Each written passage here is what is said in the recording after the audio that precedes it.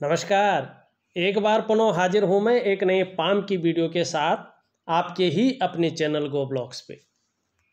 एक मेल हथेली के साथ पुनः हाजिर हूँ दोस्तों। हथेली का आकार यहाँ पे आयताकार दिखाई दे रहा है। निश्चित रूप से जो करियर का मामला रहा है जीवन का, ज़्यादातर उसमें मस्तिष्क से कार्य करने वाला करियर रहा होगा, ये आपकी हथेली बता रही है।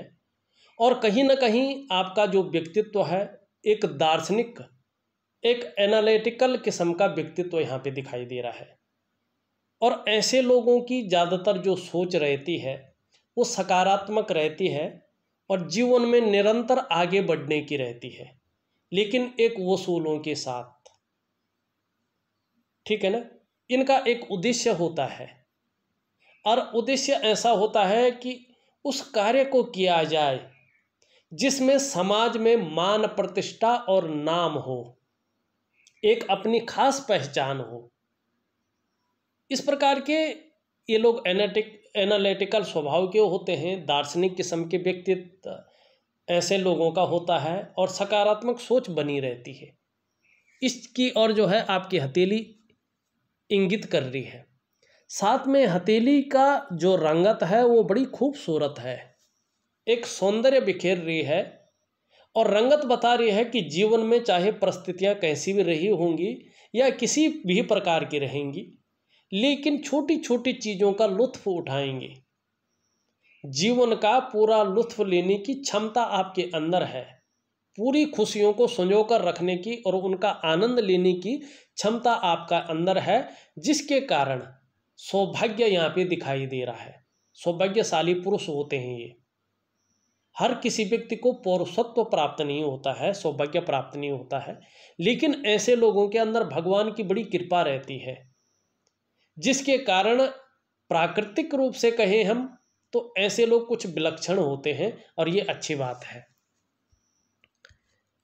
वर्तमान समय में एक चीज़ यहाँ पे देखें, आपकी हथेली में चाहे अच्छी रेखाएं हों, चाहे गौण रेखाएं हों, चाहे बिना मतलब की रेखाएं हों, बहुत सारी उभर कर आ गई हैं। ये आपके वर्तमान समय को बताती हैं। ये अच्छी नहीं मानी जाती हैं। क्यों नहीं मानी जाती हैं? क्योंकि अगर रेखाएं बहुत ज़्यादा हथेली में उभरने बैठ जाए तो मन में उलझन देती हैं। ये सबसे पहले मन में जो है क्या करती है, इसका असर पड़ता है, मन में उलझन बहुत ज़्यादा आ जाती है। सही दिशा की तरफ व्यक्ति डिसीजन नहीं ले पाता है, उसकी क्षमता में असर पड़ता है, बहुत ज़्यादा सोचता है, होगा नहीं होगा, क्या करना है क्या नहीं करना, एक फैसला नहीं ले पाता है और वो उलझने लगातार बढ़ती हैं, कन्फ्यूजन की स्थिति लगातार बढ़ती है और कहीं ना कहीं डीपली सोचने पे उनमें हल्का सा तनाव की स्थिति भी जन्म लेने बैठ जाती है। ये जब रेखाएं आती हैं तो आपकी जो डेवलपमेंट है, आपकी जो प्रोग्रेस है, उसमें तीव्र गति से, चाहे आंशिक रूप में रखे, लेकिन कार्यों में बाधा उत्पन्न करने का काम करती है। सफलता के स्तर को धीमा करने का ये कार्य करती हैं और हथेली में थोड़ा सा धन टिकना मुश्किल सा हो जाता है। जिस प्रकार से व्यक्ति चाहता है प्रॉपर उस तरह से धन टिकता नहीं है, उस तरह से सेविंग नहीं कर पाता है व्यक्ति। आर्थिक रूप से ये कमज़ोर करने का कार्य करते हैं, शुरुआत करती हैं और जीवन में कहीं ना कहीं संघर्ष, चाहे वो मानसिक संघर्ष हो, चाहे वो शारीरिक संघर्ष हो, चाहे वो कार्यों का संघर्ष हो, उसकी ये दस्तक देती हैं। क्या करना चाहिए?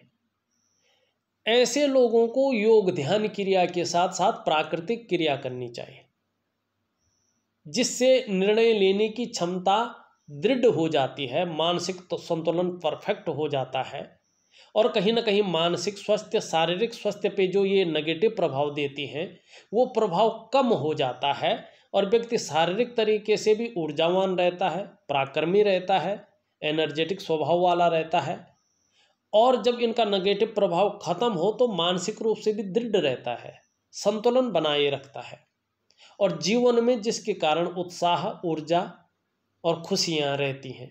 लेकिन ये सभी चीज़ों में कमी करती हैं, तो इसका मैं आपको उपाय दूंगा। अब आपने एक सवाल पूछा था, उसको मैं दोहराऊंगा नहीं लेकिन उसका आंसर दूंगा। देखिएगा यहाँ पे, जब एक तो हथेली में इस प्रकार की रेखाएं हों तो किसी भी क्षेत्र में बहुत ज़्यादा सफलता मिलना मुश्किल होता है।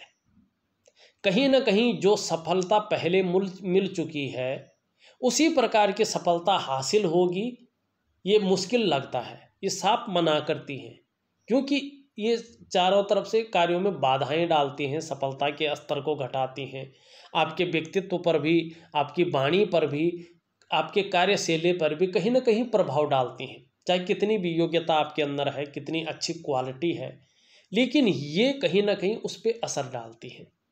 तो यहाँ पे अभी उस चीज़ के लिए रेखाओं का जाल मना कर रहा है कि उस तरफ बहुत ज़्यादा जो है अब उस प्रकार की चीज़ें नहीं हैं। जाएंगे आप, सफल भी होंगे, आप पहुँच जाएंगे वहाँ तक, लेकिन जिस चीज़ के लिए आप जा रहे हैं उसको प्राप्त नहीं कर पाएंगे। इस चीज़ को, जिस भाव को आप लेके जा रहे हैं, हो सकता थोड़ा धन भी अच्छा मिले आपको, हो सकता थोड़ा जो है मान सम्मान प्रतिष्ठा भी कुछ मिले, लेकिन वो पद, उस प्रकार की सिचुएशन नहीं दिखाई दे रही, वो उस प्रकार की सफलता नहीं दिखाई दे रही है। अब दूसरी बात देखें, ये आपकी तर्जनी की उंगली है और इसके नीचे का ये भाग जो है ये बृहस्पति का भाग होता है। यहाँ पे साधारण अवस्था में वर्तमान में बैठ गए हैं, ठीक है ना। और करियर का जो क्षेत्र होता है, शिक्षा से संबंधित क्षेत्र है, इंजीनियरिंग से है, चिकित्सा है, मैनेजमेंट है, वाणिज्य है, कानून है और राजनीति है, ऐसे क्षेत्रों में इनके साधारण अवस्था में बैठने से चीज़ें साधारण अवस्था में रहती हैं। बहुत बड़ा कामयाबी व्यक्ति को नहीं मिल पाता है। आप बहुत ज़्यादा कोशिश करेंगे, परिश्रम करेंगे, उस चीज़ में लौट तो जाएंगे, लेकिन वो चीज़ें कर नहीं पाएंगे, वो सफलता हासिल होगी नहीं। ये चीज़ यहाँ पे बता रहा है उस चीज़ के लिए। हाँ, लेकिन राजयोग है हथेली में, और चीज़ों के लिए अच्छा है। अब विशेषकर ये नेगेटिव ऊर्जा अगर ख़त्म हो जाती है और आप अगर व्यापार के क्षेत्र में जाते हैं या किसी सामाजिक क्षेत्र में जाते हैं इन चीज़ों से छोड़ के, तो उसमें बहुत अच्छा है आपका। जहाँ मान प्रतिष्ठा है, सम्मान है, वहीं धन भी है, वहीं नेम फेम भी है।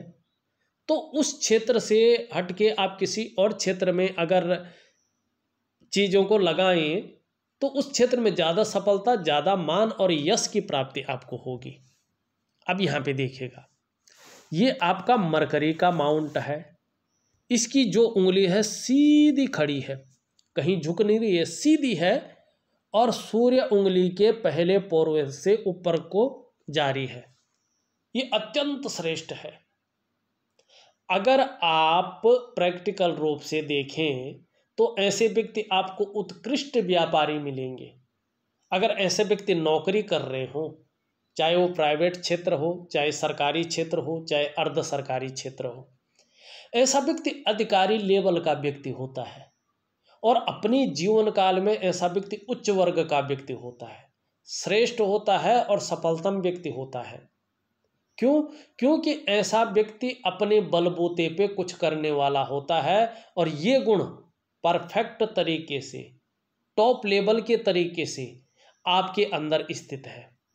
आप ऐसे व्यक्ति हैं कि अपने बलबूते पे कुछ करने वाले गुण हैं आपके अंदर, और जो सफलता अपने जीवन में हासिल की है श्रेष्ठ, और जो अभी भी करेंगे इसी बुद्ध के कारण, इस उंगली के कारण करेंगे।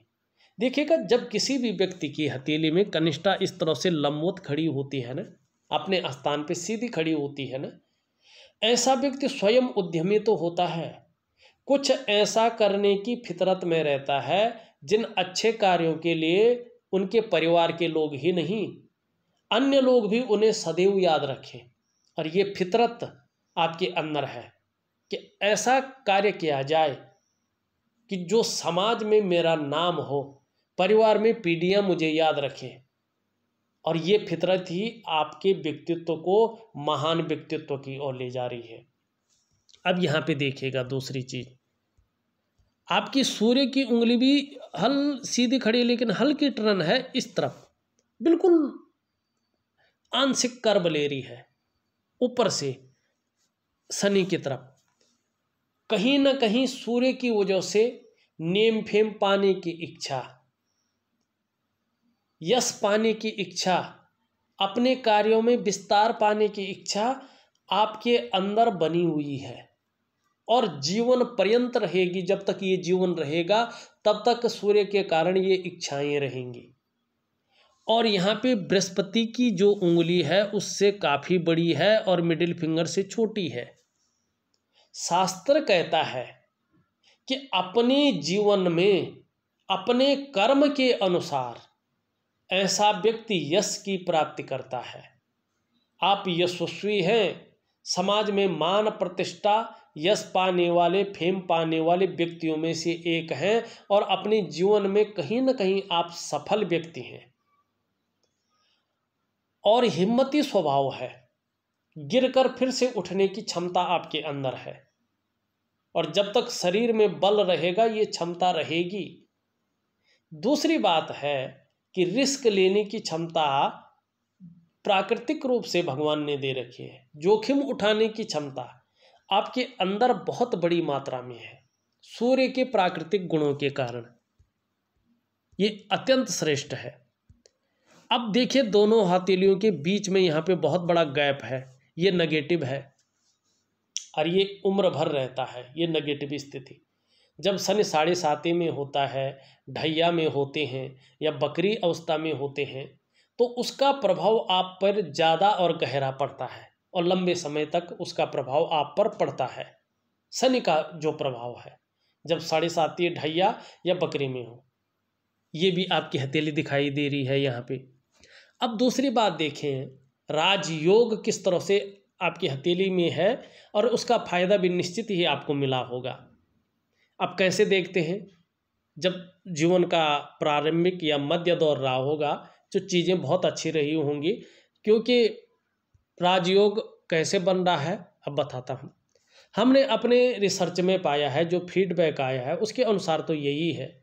अब अपनी अपनी हथेली की बात है, लेकिन मेरे पास जो फीडबैक आया ये किसी पुस्तक में नहीं लिखा है, ये 100% है। कैसे? जब ये उंगली लंबी हो, चाहे मुड़ी है चाहे सीधी है, और इसके पहले पोर्वे तक पहुंच रही हो, और ये उंगली लंबी हो और इससे बड़ी हो और इससे छोटी हो, और बृहस्पति का पर्वत पुष्ट और सुंदर हो, तो 99.9% मामले में ऐसे व्यक्ति सरकारी नौकरी या इससे संबंधित क्षेत्र में कार्य करने वाले होते हैं। अगर 1% ऐसा व्यक्ति सरकारी नौकरी या इससे संबंधित क्षेत्र में कार्य न कर पाया तो ज़्यादातर ऐसा व्यक्ति व्यापार की तरफ जाता है और व्यापार में उत्कृष्टता हासिल करता, एक पहचान बना लेता है। ये आपकी हथेली का राजयोग बना रहा है और कहीं ना कहीं उच्च वर्ग का जो व्यक्तित्व रहा है इस राजयोग के कारण आपके अपने जीवन में रहा है, और आगे भी जो उच्च वर्ग का व्यक्तित्व, श्रेष्ठ व्यक्तित्व रहेगा, ये भी इस राजयोग के कारण रहेगा ही रहेगा। राजयोग का असर जीवन पर्यंत रहेगा। कहीं ना कहीं धन दौलत ना भी हो तो भी प्रतिष्ठा नहीं गिरेगी, तो भी व्यक्तित्व दृढ़ रहेगा। हाँ, थोड़ा नेगेटिव ऊर्जा है जो हथेली में है, मन को बहुत ज़्यादा प्रभावित करती रहेगी, मानसिक चिंता में बढ़ोतरी करती जाएगी। इसका ध्यान रखना है कि निर्णय लेने की क्षमता प्रभावित ज़्यादा ना हो, मानसिक संतुलन प्रभावित ज़्यादा ना हो, मन की जो चिंता है वो ज़्यादा जो है उभरे नहीं। ये आपकी हथेली बता रही है। इसका बस आपको ध्यान रखना है। इसके लिए मैं योग ध्यान क्रिया और प्राकृतिक क्रिया आपको दे दूंगा, बड़ी सरल है, आप कर सकते हैं। आपके तत्व बता रहे हैं, जरूर करिएगा। दूंगा, उसका असर भी जादुई तरीके से आपको देखने को मिलेगा। अब यहाँ पे अंगूठा अगर हम देखते हैं तो इच्छा शक्तियाँ सुंदर हैं, तर्क शक्ति भी बेहतरीन है और एक सुखद जीवन जीने की चाह रखने वाला व्यक्तित्व है और सुखद जीवन जीने के लिए प्रयत्नशील व्यक्तित्व भी यहाँ पे दिखाई दे रहा है। ये आपका हथेली का अंगूठा कह रहा है। अब यहाँ पे देखेंगे कि मणिबंध जो है आपका, इसमें 1 2 3 4 5 रेखाएं हैं, अच्छी नहीं मानी जाती हैं। ऐसे में व्यक्ति अगर कोई भी बहुत बड़ा रिस्क लेता है तो धन हानि होने की संभावना बहुत ज़्यादा होती है और व्यक्ति गरीबता की ओर आता है। तो कोई ऐसा निर्णय न ले जिसमें जोखिम बहुत ज़्यादा हो। आगे के लिए बहुत बड़ा जोखिम नहीं उठाना है, रिस्क बहुत ज़्यादा हो, इस प्रकार का निर्णय लेने में संभल जाए, क्योंकि ये आपके लिए जो है धन खराब करने की चीज़ होगी। इस चीज़ की ओर जो है ये मणिबंध इशारा करता हुआ दिखाई दे रहा है और इसका असर मन पर पड़ेगा फिर, और स्वास्थ्य पे भी पड़ेगा, शारीरिक स्वास्थ्य पे। तो बहुत बड़ा जिसमें उलझन वाली चीज़ें हों, जिसमें रिस्क और जोखिम वाली चीज़ें हों, उनसे थोड़ा सा बच के रहेगा, क्योंकि नेगेटिव ऊर्जा की लकीरें भी हैं।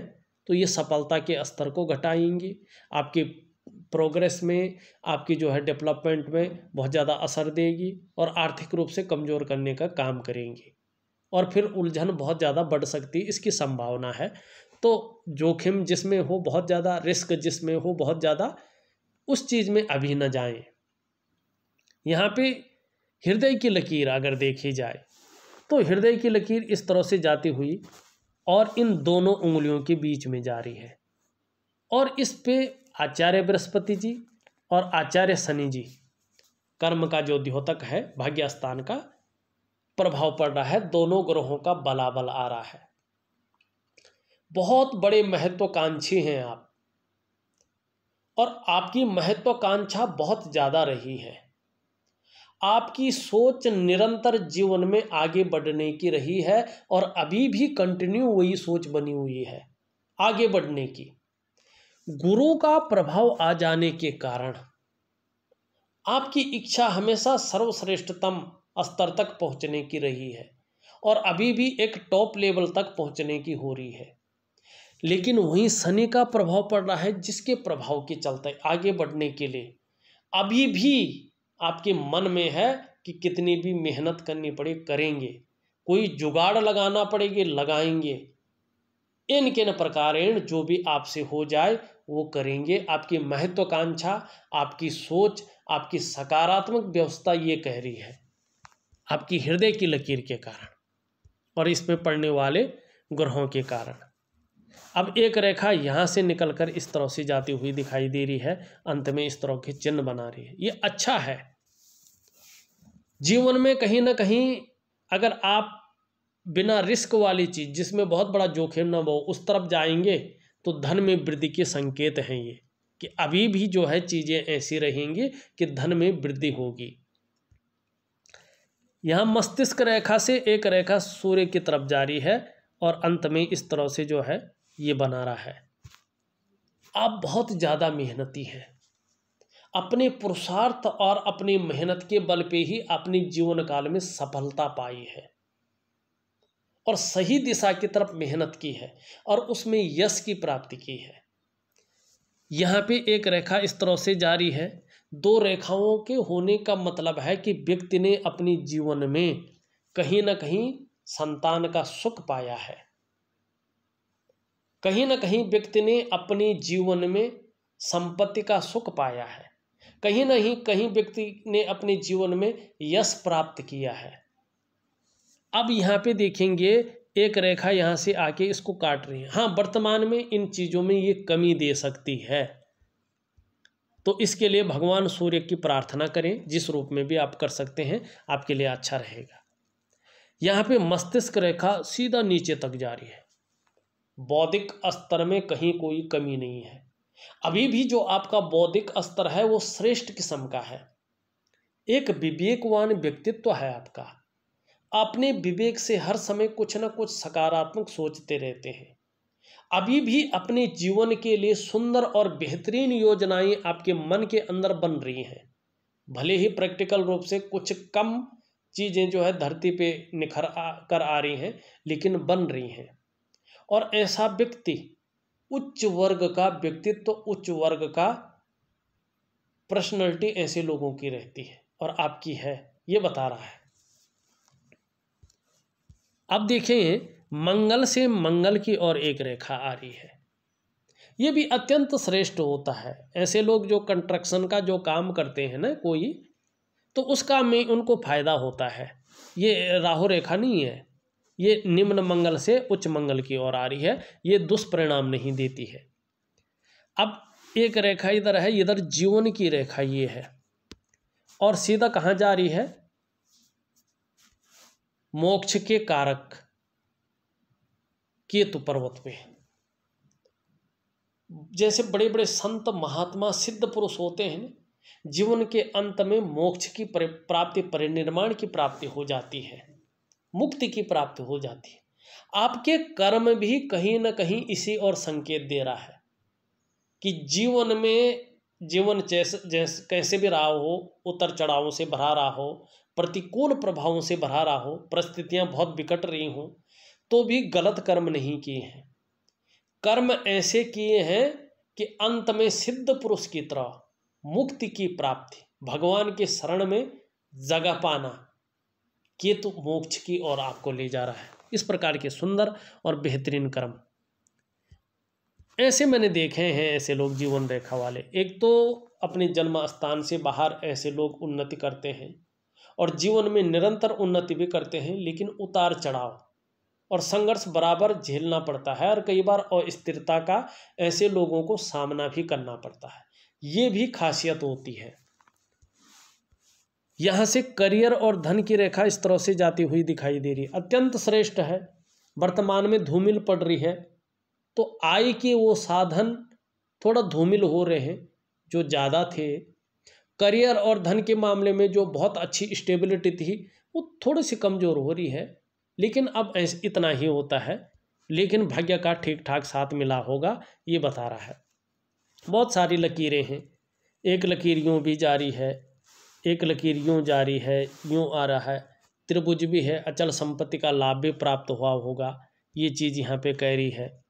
लेकिन अभी वर्तमान में देखा जाए तो अगर आप व्यापार की तरफ जाते हैं या कुछ ऐसी जगह जाते हैं जहाँ से धन और प्रतिष्ठा मान सम्मान मिले, ठीक है, लेकिन जो क्षेत्र बृहस्पति से संबंधित हैं उन क्षेत्रों में अभी जो है जाना, बहुत बड़ा रिस्क लेना, ऐसी चीज़ों में कोई ज़्यादा फायदा नहीं दिखाई दे रहा है। वैसे मान सम्मान प्रतिष्ठा बनी रहेगी। कुछ समय के लिए जो ये रेखाएं हैं, योग क्रिया, प्राकृतिक क्रिया में दूंगा, चीज़ें बेहतर होंगी। जो अगर बात कहें हम तो शारीरिक स्वास्थ्य में सुधार होने की संभावना अच्छी दिखाई दे रही है।